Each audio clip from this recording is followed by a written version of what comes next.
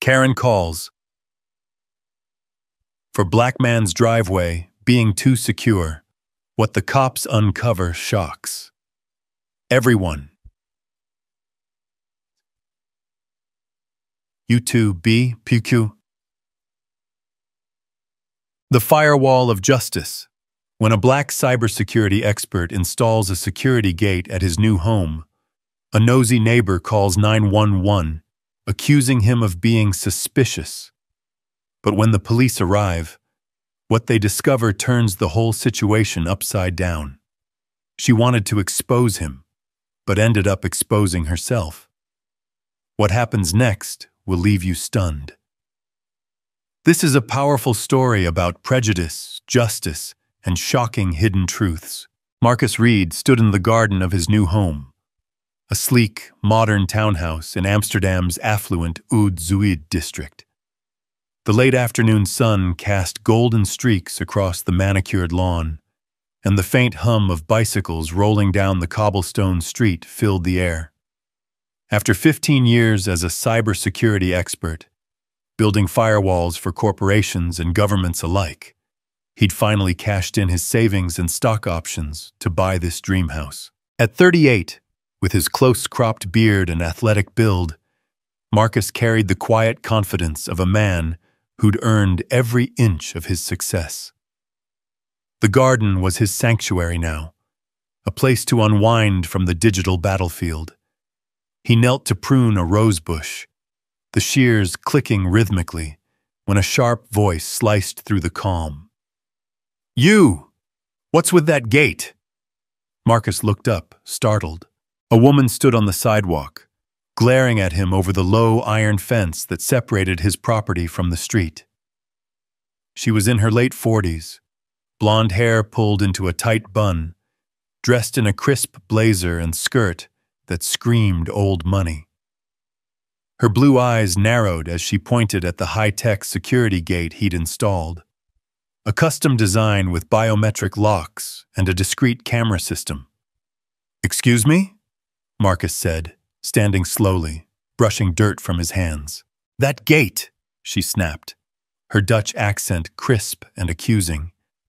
"It's suspicious, far too elaborate for a neighborhood like this." "What are you hiding?" Marcus blinked, processing her words. He'd dealt with enough online trolls to recognize hostility, but this was different. Raw, personal, and dripping with entitlement. "It's just a gate, ma'am. Keeps my house secure. I work in cybersecurity. It's kind of my thing." She scoffed, stepping closer to the fence. "Don't play dumb with me. I've lived here for 20 years. I know everyone in this neighborhood, and I don't know you. That gate looks like something a criminal would have. Are you even supposed to be here?" The implication hit Marcus like a punch. He was the only black man on this block. Hell, one of the few in Oud-Zuid, and he'd felt the occasional sidelong glances from neighbors since moving in 2 weeks ago, but this was blatant. He took a deep breath, forcing his voice to stay calm. "I live here. Bought the place fair and square. If you've got a problem, take it up with the real estate agent." Her lips curled into a sneer. "Oh, I'll take it up with someone, all right." She pulled out her phone, dialing with theatrical urgency. "Yes, hello, police? There's a man here, very suspicious. He's got some kind of fortified gate and he's acting aggressive. I think he's a threat. Please hurry." Marcus's jaw tightened. Aggressive? He hadn't raised his voice once. He watched her perform for the imaginary audience on the other end of the line, her eyes darting to him with a mix of fear and triumph. This wasn't about the gate. This was about him, his skin, his presence in a place she'd decided he didn't belong. He crossed his arms, waiting. If she wanted a scene, she'd get one. Within 10 minutes, a police car rolled up, its lights flashing silently. 2 officers stepped out, a tall, wiry man with a buzz cut and a shorter woman with a no-nonsense ponytail. The blonde woman, Marcus still didn't know her name, rushed toward them, gesturing wildly.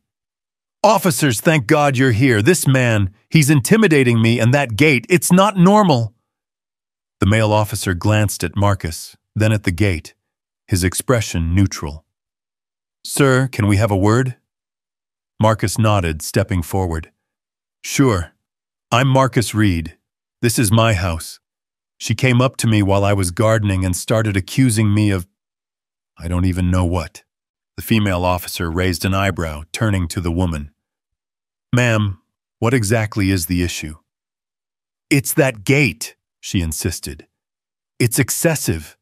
He's hiding something. Drugs, weapons, who knows? He doesn't belong here." Marcus felt the sting of her words, but kept his composure. "I'm a cybersecurity consultant. That gate's my design, keeps my home safe. I've got permits for it, if you need to see them." The male officer waved a hand. "Let's not jump to conclusions. Ma'am, can we have your name and ID, please? Standard procedure." The woman froze, her confidence faltering for the first time. "My ID? Why do you need that? I'm the one reporting a crime." "Just routine," the female officer said, her tone firm but polite. "We need to document everyone involved." Reluctantly, the woman fished a driver's license from her purse and handed it over. "Fine. It's Elise Vandermeer. I live 3 houses down." The male officer took the ID and walked back to the car, typing into the dashboard computer. Marcus watched Elise shift her weight, her fingers twitching nervously. Something was off. She'd been so bold a moment ago, why the sudden unease? The officer returned, his face unreadable. "Ms. Vandermeer, can you step over here for a moment?" Elise frowned. "What's this about?"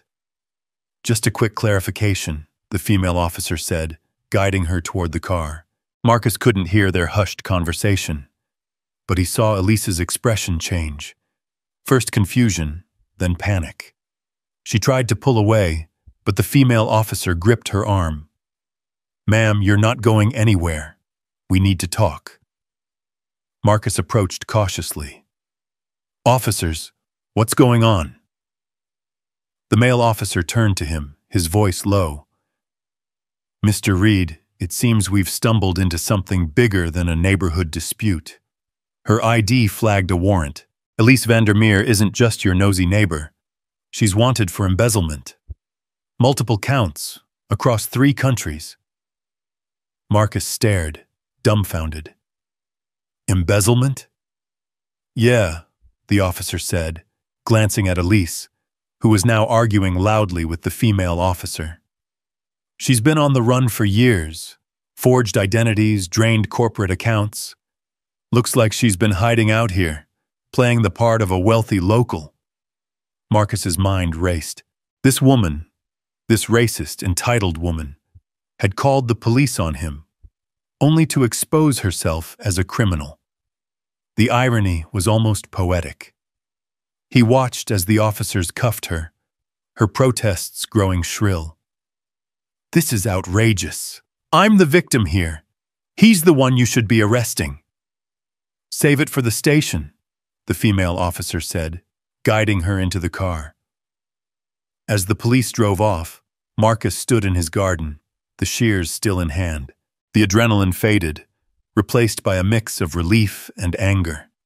He'd moved to Amsterdam for a fresh start, drawn by its reputation for tolerance, but today proved that prejudice didn't respect borders. It lurked everywhere, even in the manicured streets of Oud Zuid. That night, he couldn't sleep. Elise's accusations replayed in his head, each word a reminder of the assumptions people made about him. Assumptions he'd fought his whole life, but then he thought about the outcome. Her downfall, her secrets exposed. It wasn't just luck. It was justice. And maybe, just maybe, he could turn this into something more. The next morning, Marcus fired up his laptop and started digging. Using his cybersecurity skills, he accessed public records, news archives, and even some less-than-public databases.